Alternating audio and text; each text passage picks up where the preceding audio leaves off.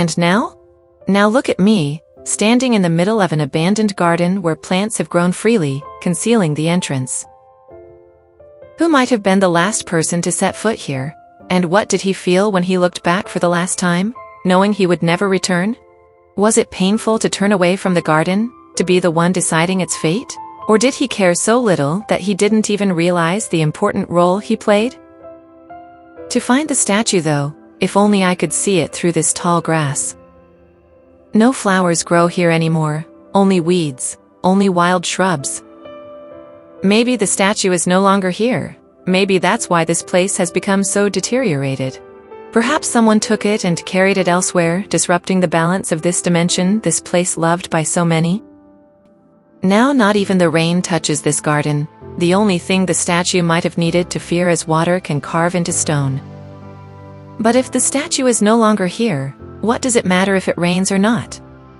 How strange I feel now that the lost times feel so close, the lost times that, to my regret, slipped away unnoticed.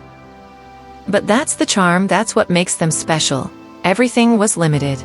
Eternity would take away from the charm. Perhaps that's why there is nothing eternal in our living world. Beauty lies in uniqueness, in limited time.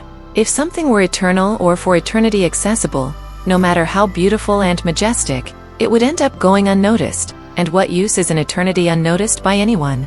It would end up forgotten. I firmly believe that something easily accessible will eventually cease to be noticed and perhaps not even consciously acknowledged. In a way, this is death too. There are endings that hurt, but it's a small price to pay to avoid dying of boredom. An end is not always a real end. You sometimes get to remember it, think about it, maybe even miss it. But an end brought up by boredom and routine, that is the real end, the end that comes wrapped up in oblivion. The past has stayed in its place, but it feels like I've turned my face towards it.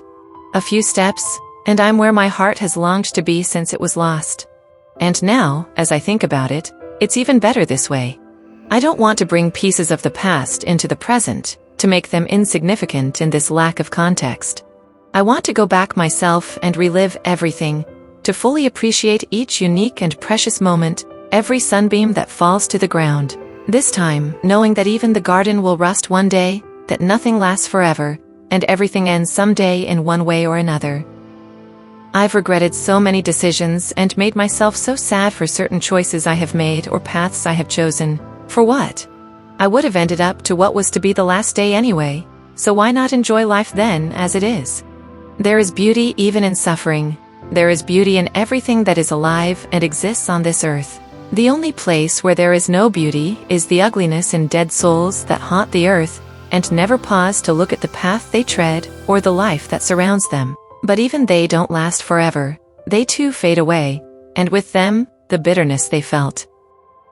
That's why it's important not to carry with me the resentment and disappointments planted by others in my soul, so their evil ends with them, to try to find beauty even in the suffering that has been inflicted upon me, the beauty of my feelings. Not everyone can feel regret, longing, sadness, just as long as these don't become the only things I'm left with, making sure I don't end my life as a vial filled with the essence of bitterness.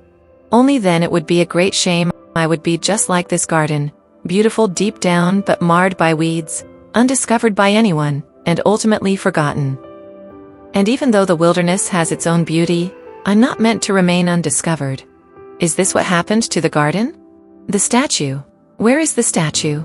It seems the fork is a bit ahead. There is so much vegetation that it's impossible for me to see the old path. How can this be? I don't know, because when I was a child, I found it immediately. Now it's a struggle to discover it.